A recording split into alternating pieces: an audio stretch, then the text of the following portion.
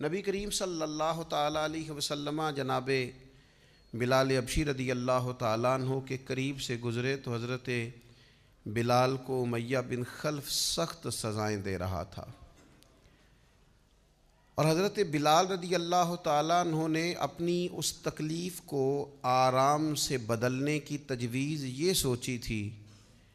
کہ وہ جیسے جیسے تکلیف دیتے، مارتے، گرم پتھر آپ کے سینے پہ رکھتے تو حضرت بلال اپنے دل کو تسلی دینے کے لیے کہتے احد احد احد، اللہ ایک ہے، اللہ ایک ہے، اللہ ایک ہے۔ یہ وہ اپنے آپ کو تسلی دینے کے لیے اس جملے کو بار بار دہراتے۔ نبی کریم علیہ السلام وہاں سے گزرے تو کریم نے مسکرا کے اور شفقت کے ساتھ سیدنا بلال حبشی کے سر نور پر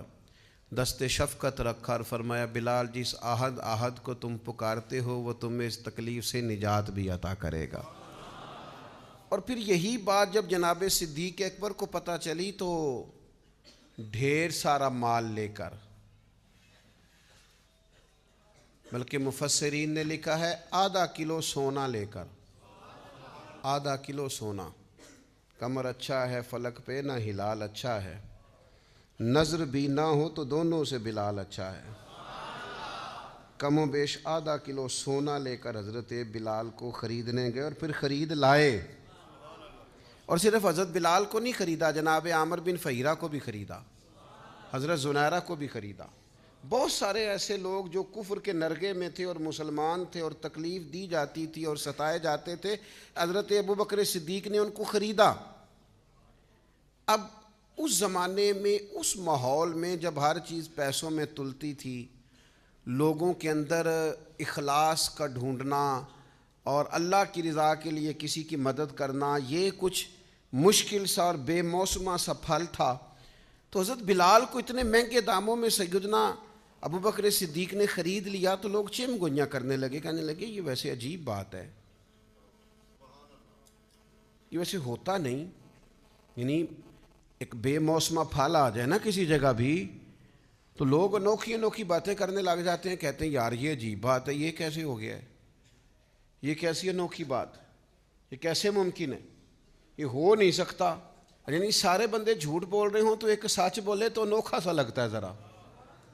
تو ایک دور چل رہا ہو نا جس میں چیزیں بک رہی ہیں، خریدی جا رہی ہیں، تو آپ اس میں کہتے ہیں میں فی سبیل اللہ ہوں تو لوگ پریشان ہو جاتے ہیں کہ یہ کیسے ہو سکتا ہے۔ تو اب اس زمانے میں جب حالات اتنے خراب تھے کہ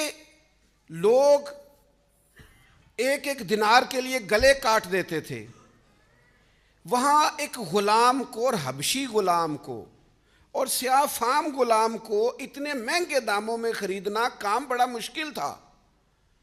اب جب مکے میں یہ بات پھیلی کہ یہ کام حضرت صدیق اکبر نے کیا ہے تو پھر لوگ پتہ کیا کرتے ہیں، کوئی بات نہ ملے تو کوئی بات بنا لیتے ہیں۔ لوگوں کو عادت ہوتی ہے، مخلوق تو فنکار ہے اس درجہ کے پل بھر میں، سنگے در کعبہ سے بھی اصنام تراشے، تم کون ہو، تم کون ہو، کیا چیز ہے داغ کبابی، لوگوں نے تو جناب مریم پہ بھی الزام تراشے۔ بات نہ ملے تو لوگ بات بنا لیتے ہیں، بات گھڑنا کو مشکل کام ہے، اتنی سونی گھڑتے ہیں کہ لگتا ہے کہ یہ جھوٹ ہے ہی نہیں، سچ ہے۔ انہوں نے بات گھڑ لی، طے کر لی، کہنے لگے وہ ایسے ہی نہیں ابوبکر نے خریدا،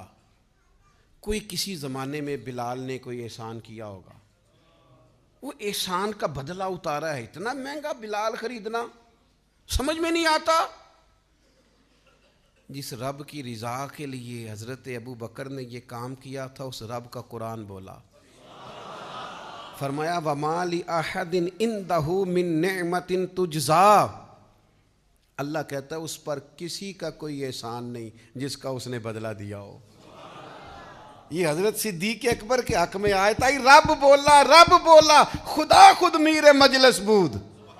اور جب جب صحابہ پہ اعتراض ہوا تب اللہ کا قرآن بولا ہے وَمَا لِأَحَدٍ عِندَهُ مِن نِعْمَةٍ تُجْزَىٰ، فرمایا اس کا کوئی احسان نہیں۔ کون کہہ رہا ہے؟ حضرت صدیق کے والد نہیں بولے، بھائی نہیں بولے، بیٹیاں نہیں، او قربان جاؤں نبی کریم نہیں بولے، رب بولا۔ فرمایا اس کا اس پر کوئی احسان نہیں جس کا بدلہ دیا ہو. فرمایا وہ تو صرف اپنے رب کی رضا چاہتا ہے. ابو بکر تو ڈھونڈتے پھرتے ہیں کہیں رب رسول راضی ہو جائیں. یہ سونا کیا ہے, یہ مال کیا ہے, یہ گھر کیا ہے, چاندی کیا ہے, وہ تو میں تو تیری تلاش میں پھرا جنگل پہاڑ اور دشت میں, تینوں لب دیاں آپ گواچے, سانو اپنی خبر نہیں کوئی. وہ تو اللہ کی رضا تلاش کر رہا ہے, تو مالک پھر ملے گا کیا؟ فرمایا والا سوف یردا,